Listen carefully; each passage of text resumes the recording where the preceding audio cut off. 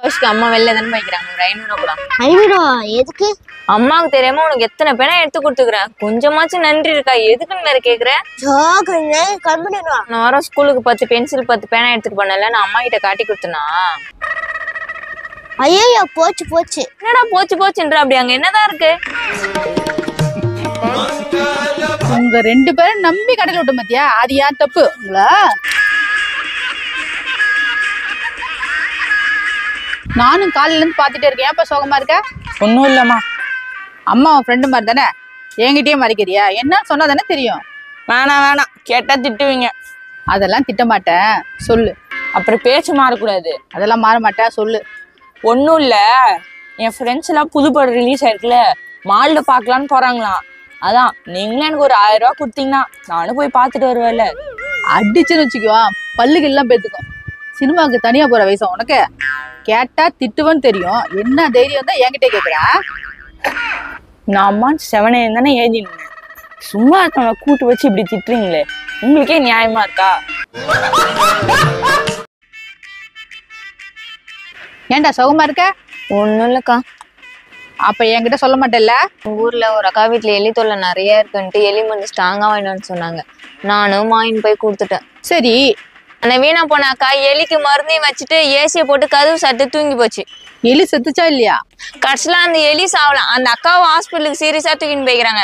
நீங்களே சொல்லுங்க, ஹெல்ப் பண்றது தப்பா?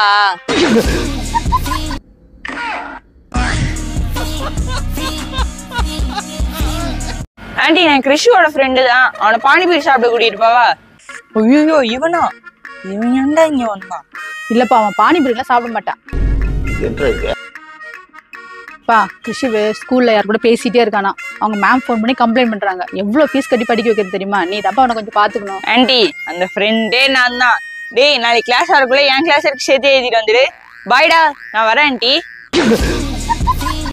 கோத்துட்டான்டா டேய், இதுக்கப்புறம் நான் எப்படி நாளைக்கு ஸ்கூலுக்கு வரது?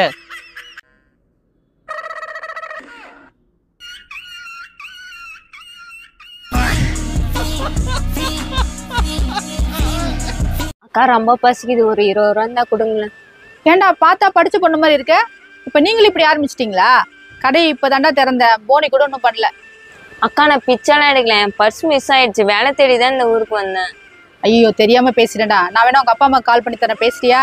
இல்லக்கா, வீட்டுல சண்டை போட்டுன்னு வந்துட்டேன். பொண்ணா பிறந்தா கல்யாணம் பண்றதுக்கும் குழந்தை பேக்கிறது மட்டும்தான் நம்ம வேலையா? நம்மளுக்குன்னு எந்த லட்சமும் இருக்கக்கூடாதா? ஏன் இருக்க கூடாது? ஆணும் பெண்ணும் எல்லாம் சமந்தான், ஒருத்தவங்க சலிச்சவங்க கிடையவே கிடையாது. கேட்கறதுக்கு நல்லாதான்க்கா இருக்கு. ஊர்ல எங்க அப்பா கிட்ட சொந்து ஃபர்ஸ்ட் கல்யாணம் பண்ணு, அப்புறம் சொந்த கால் நில்லுன்றாரு. நீங்களே சொல்லுங்க, கல்யாணம் பண்ணதுக்கு அப்புறம் நம்மளால எந்த முடிவுனா எடுக்க முடியுமா?